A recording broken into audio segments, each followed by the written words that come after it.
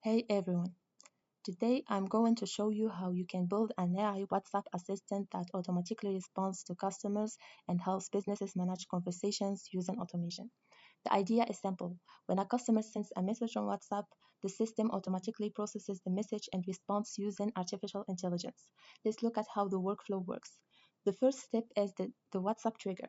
This component listens for incoming messages. As soon as a customer sends a message to the business WhatsApp number, the workflow is activated. Once the message is received, it is sent to an AI agent.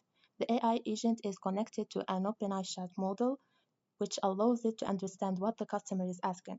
For example, the customer may ask about services, availability, or request an appointment. To make the assistant smarter, the AI can also access tools such as Google Calendar.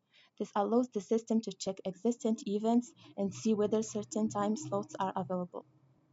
And after analyzing the message and checking the necessary information, the system sends a reply back to the customer using the send message node. The response is delivered directly through WhatsApp, creating a fast and automated interaction with the customer. So, in summary, the workflow works like this. The WhatsApp trigger activates the automation, the AI agents understand the requests, the system can check the calendar, and finally, the customer receives an automatic response.